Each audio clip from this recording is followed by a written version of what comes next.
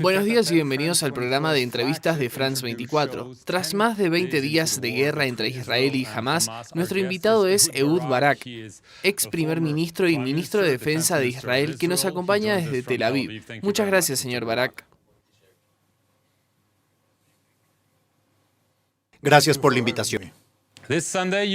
El domingo 15 de octubre, el presidente de Estados Unidos, Joe Biden, dijo que, según él, sería, y cito sus palabras, un gran error que Israel ocupara Gaza. ¿Está de acuerdo con el presidente Biden? No estoy seguro de que eso haya sido exactamente lo que dijo. Apreciamos mucho el respaldo que nos brinda el presidente Biden, así como su apoyo tanto en materia de municiones, en materia de otros equipos que necesitamos para continuar la guerra, así como el despliegue de portaaviones. Probablemente dos de ellos en el Mediterráneo Oriental. Estados Unidos es un gran aliado, pero no necesitamos recomendaciones sobre las operaciones que tenemos que llevar a cabo tras el ataque bárbaro, asesino de aquel sábado, que nos costó la vida de probablemente más de 1.500 israelíes. La mayoría de ellos inocentes, ancianos, mujeres jóvenes.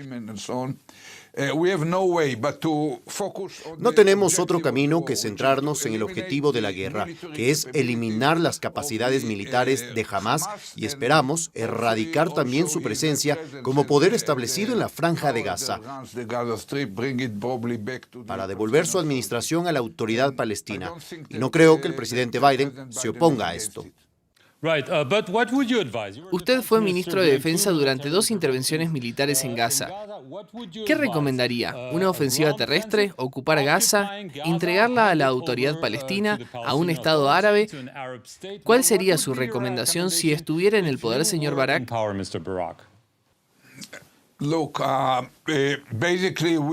Básicamente, todos estaríamos satisfechos si la misión de eliminar las capacidades militares de Hamás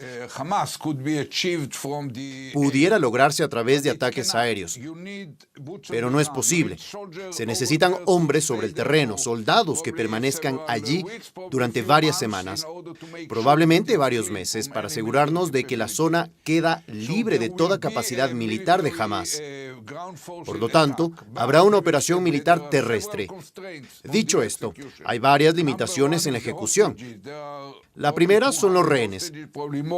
Probablemente hay 200 rehenes o más y debemos tenerlos en cuenta. Una segunda limitación es la pregunta que usted plantea. ¿A quién le pasamos la antorcha después? Hace 15 años, cuando era ministro de Defensa, intenté llegar a un acuerdo con los egipcios y luego con el propio Abu Mazen, para que si tomábamos el control de la Franja de Gaza, le pasáramos su administración a una fuerza multinacional árabe dirigida por Egipto y marroquíes, emiratíes, bareiníes, etc. Ellos la mantendrían durante un breve periodo, digamos 3 a 6 meses, y después de esto pasarían su administración gradualmente a la autoridad palestina, quien, según los acuerdos internacionales, está formalmente a cargo de la administración de la Franja de Gaza. Pero no hubo disposición de la otra parte en cuanto a esta posibilidad. Ahora que han pasado 15 años, es probable que haya madurez para abordar esta idea. Pero esa es una clara limitación. La tercera limitación es la posibilidad de que toda la operación se extienda a Hezbollah, probablemente a algunas células inactivas en Judea y Samaria o incluso a algunas milicias chiitas en la parte siria de los Altos del Golán. Básicamente, esta posibilidad no beneficia a Israel y tampoco se la recomendaría a Hezbollah, porque el precio que pagaría sería muy alto. Pero no se puede dar por sentado que no vaya a ocurrir. Puede ser el resultado de la intención de Hezbollah de intervenir o del propio deterioro del enfrentamiento que se ha estado produciendo incluso en los últimos días. Y la última limitación es el hecho de que durante mucho tiempo el apoyo casi universal que recibimos del mundo, según nuestra experiencia, es un apoyo que se erosiona con el tiempo, especialmente si no mantenemos o no logramos mantener suficientemente el derecho internacional y evitar que se produzcan demasiados daños colaterales. Nos comprometimos con el derecho internacional. No necesitamos que se nos sermonee sobre la necesidad de asegurarnos de que operemos dentro de la legalidad. Y eso es lo que estamos haciendo, pero estamos decididos a completar la misión y eliminar cualquier capacidad militar de Hamás. Usted habló de daños colaterales. El número de víctimas civiles aumenta rápidamente. Gaza está sometida a un asedio total denunciado por las Naciones Unidas. Pero parece que Israel quiere vengarse, aunque eso signifique cortar el suministro de alimentos, electricidad y agua. ¿Tiene usted algún problema con eso o no? Tenemos un problema, que es la necesidad de actuar cumpliendo el derecho internacional. Esto crea ciertas limitaciones, como ya lo he mencionado. Por ejemplo, tenemos que advertir con antelación, por lo que hace varios días emitimos una advertencia, y también el pasado lunes y martes temprano. Emitimos una advertencia diciéndole a la gente: todos aquellos que sepan que en el lugar donde viven o trabajan hay alguna actividad ahora en los últimos 2 años de Hamás, ya sea lanzando cohetes o algún laboratorio, algún depósito de municiones o armas, o algún centro de entretenimiento, lo que sea, deben abandonar el lugar, porque es un objetivo que atacaremos. Hace unos días emitimos otra advertencia diciéndole a todo el mundo: tienen 24 horas para abandonar toda la zona norte del río seco de Gaza e ir hacia el sur, porque vamos a atacar la ciudad muy fuertemente. Así que no podemos imponérselo a los ciudadanos, pero tenemos el compromiso de anunciarlo con antelación. Esa es la diferencia entre nosotros y Hamás, que ellos operan como el Estado Islámico o Al-Qaeda, como organizaciones terroristas bárbaras. Nosotros tenemos este compromiso, pero no podemos evitar que haya daños colaterales mientras la gente no se vaya. A pesar de que pasaron esas 24 horas, esperamos a que se completara el desplazamiento, porque más de 500,000 de personas ya se había desplazado y había otros varios cientos de miles que aún no lo habían hecho. Pero en cierto punto, abrimos el ataque y las personas que permanecieron allá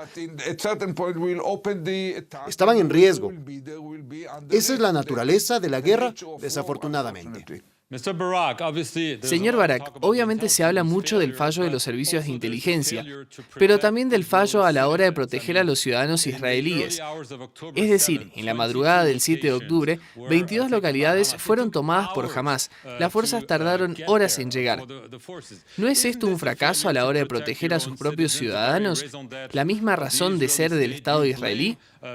¿Culpa del señor Netanyahu tal vez por ocuparse demasiado de lo que ocurría en Cisjordania o de sus aliados? Sin duda, es el mayor fracaso de la historia del Estado de Israel.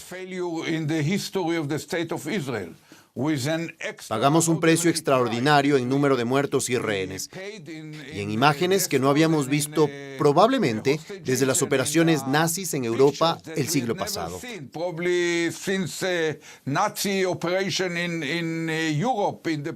Así que es un fracaso de la inteligencia, tanto en la alerta temprana estratégica, unas semanas o unos meses antes de la operación, y fallamos en la alerta temprana táctica esa mañana del 7 de octubre.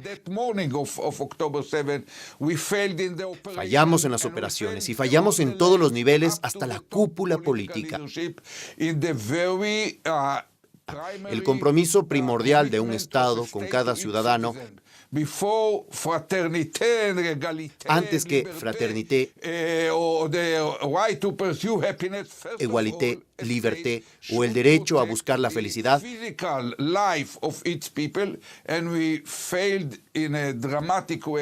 antes que nada, es que un Estado debe proteger la vida física de su pueblo y fallamos de forma dramática. Pero somos una especie resistente y sabemos cómo unirnos ante las amenazas. Así que nos llevó 48 horas de sorpresa para todos, los hombres en el terreno e incluso para la gente en casa. Pero ahora hemos movilizado 350,000 personas. Tenemos el respaldo excepcional de Estados Unidos en este momento. Y hace unos días establecimos un gabinete de guerra donde no solo están el ministro de Defensa, que es muy apreciado, y Netanyahu, que es muy criticado por su papel en esto, sino que el gobierno añadió a 2 políticos que son exgenerales. Ambos fueron comandantes de las Fuerzas Armadas y aportan a la situación. La seriedad de la experiencia, de la calma, de la cabeza fría. Y me siento un poco mejor. Y estoy seguro de que los comandantes y los soldados en el terreno se sienten mejor mientras estos 2 caballeros, Gantz y Eisenkot, hagan parte de este pequeño gabinete de guerra.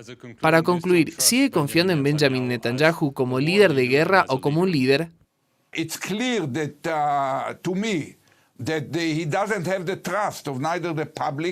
Para mí está claro que no tiene la confianza ni del público después de este tremendo fracaso gigantesco bajo su vigilancia, ni de la gente. No tiene la confianza de las familias de los que fueron masacrados. No tiene la confianza de los comandantes y los soldados en el terreno. Pero dicho esto, es el primer ministro y es el jefe de este gabinete de guerra. Así que no es cuestión de discutirlo ahora. Tendremos que discutirlo más adelante. Estamos contentos de tener a estos 2 generales junto con el ministro de Defensa, que es un general muy serio. Los 3 generales en el gabinete, Gallant, ministro de Defensa, Gantz, que fue uno de los líderes de la oposición, y Eisenkot. Tener a estos hombres es promesa segura de que ninguna mala decisión podría salir de este gabinete. Ehud Barak, muchas gracias por dedicarnos parte de su tiempo y por aparecer aquí en el programa de entrevistas de France 24. Y gracias a ustedes por verlo.